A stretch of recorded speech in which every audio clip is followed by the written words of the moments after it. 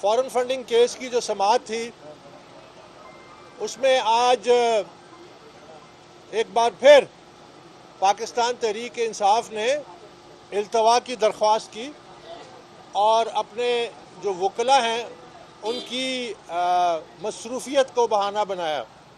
تو یہ پہلی دفعہ نہیں ہے. 4 جنوری کو جب سے ہمیں اسکروٹنی کمیٹی کی رپورٹ ملی ہے جب سے یہ التوا کا سلسلہ جاری ہے. اور اگر آپ اس سے پیچھے چلے جائیں تو جب الیکشن کمیشن میں تقریباً 70 ہیئرنگز ہوئی تھیں پچھلے 7 سالوں میں تو کم از کم 2 درجن دفعہ پاکستان تحریک انصاف نے مختلف بہانوں پہ تاخیری حربے استعمال کیا اور التوا کی درخواستیں کی جو میں سمجھتا ہوں کہ قابل مذمت ہیں، کیونکہ الیکشن کمیشن نے خود اکتوبر 10 2019 کو اپنے تحریری فیصلے میں یہ لکھا ہے کہ تاریخی تاخیری حربے استعمال کیے گئے ہیں. تو میں یہ پوچھنا چاہتا ہوں کہ اب نہ صرف تاخیری حربے استعمال کیے جا رہے ہیں بلکہ نئی درخواستیں بھی جمع کی جا رہی ہیں، اور یہ وہ درخواستیں ہیں جو اس سے پہلے بھی جمع ہو چکی ہیں، یعنی کہ تمام ریکارڈ کو خفیہ رکھا جائے اور اکبر ایس بابر کو اس کیس سے علیحدہ کیا جائے. اب مجھے سمجھ میں نہیں آتی کہ کیا یہ کسی اور دنیا میں رہتے ہیں، ان کو کیا سمجھ نہیں ہے کہ ان تمام درخواستوں پہ پہلے ایک دفعہ نہیں کئی دفعہ فیصلے آ چکے ہیں اور ہر دفعہ فیصلہ ہمارے حق میں آیا ہے.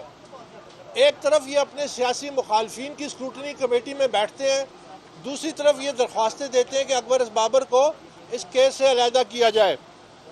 تو یہ جو حرکتیں ہیں اس سے اب معاملہ جو ہے وہ مزید تعطل کا شکار انشاءاللہ نہیں ہوگا، کیونکہ تمام حقائق جو ہیں ماں سوائے 4 جو ملازم ہیں پاکستان تحریک انصاف کے ان کا ریکارڈ اور جو بین الاقوامی اکاؤنٹس ہیں ان کا ریکارڈ، ماں سوائے ان 2 چیزوں کے اسٹیٹ بینک سے تمام ریکارڈ آ چکا ہے.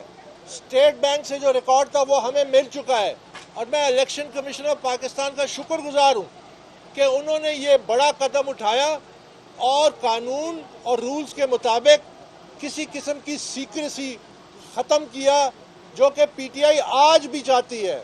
یعنی یہ کیسی مدینہ کی ریاست ہے اور یہ کیسی مدینہ کی ریاست کے حاکم ہیں جو دوسروں کا احتساب تو مانگتے ہیں، دوسروں کو تو کٹہرے میں لانا چاہتے ہیں، لیکن اپنے حسابات جو ہیں آج بھی خفیہ رکھنا چاہتے ہیں. تو میں ان کو یہ کہنا چاہتا ہوں کہ پانی اب سر سے گزر چکا ہے، پانی سر سے گزر چکا ہے. جو حقائق سامنے آ چکے ہیں یہ ایسے حقائق ہیں جو اسٹیٹ بینک کے ذریعے حاصل ہوئے ہیں، اس میں کسی قسم کی کوئی شک اور شبہات کی بات نہیں رہی. $7.5 ملین غیر قانونی فنڈنگ اس ریکارڈ میں آ چکی ہے.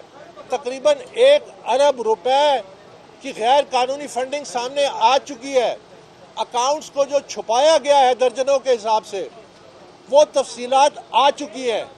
اب جو چیز باقی ہے وہ یہ ہے کہ جو اسٹیٹ بینک کا ریکارڈ ہے اور جو بقیہ ریکارڈ ہے اس کی ہم جانچ پڑتال کر رہے ہیں.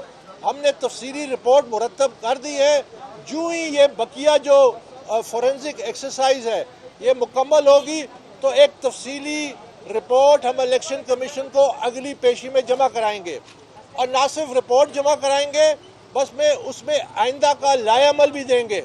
میں یہ کہنا چاہتا ہوں کہ اب یہ کیس فیصلہ کن مرحلے میں داخل ہو چکا ہے اور انشاءاللہ ہمیں پوری امید ہے کہ فالس ڈیکلیریشن جو کہ عمران خان صاحب نے کی تھی جس میں انہوں نے کہا تھا کہ اس کی پارٹی میں کوئی پروہیبٹڈ فنڈنگ نہیں ہے، ہمارے یہ اکاؤنٹس ہیں، ہم نے کسی قسم کی کوئی غیر قانونی فنڈنگ میں شامل نہیں ہے، وہ تمام حقائق اور فیکٹس کی بنیاد پہ ریکارڈ سامنے آ چکا ہے. تو اب انشاءاللہ الیکشن کمیشن سے ہمیں یہ توقع ہے کہ یہ ایک واحد ادارہ ہے جو پاکستان کی سیاست کو ٹھیک کر سکتا ہے. جیسا کہ ڈسکا کی الیکشن میں بائی الیکشن میں جو ریگنگ ہوئی، بلدیات کے الیکشن میں ریگنگ ہوئی، جو اس میں انوالو تھے بیوروکریٹس، اگر ان کے خلاف قانونی کارروائی کی گئی تو انشاءاللہ شفاف الیکشن بھی ممکن ہے، کیونکہ یہی ڈیٹرنٹ ہے، یہی طریقہ ہے انصاف کو لاگو کرنے کا. تو آج انشاءاللہ ہم فارن فنڈنگ کیس میں ایک فیصلہ کن مرحلے میں داخل ہو گئے ہیں، اور ہمیں پوری امید ہے کہ مارچ میں اس کیس کے حوالے سے پیش رفت ہوگی اور فیصلہ کن جو ہے اس کے فیصلے بھی انشاءاللہ آئیں گے۔ بہت بہت شکریہ۔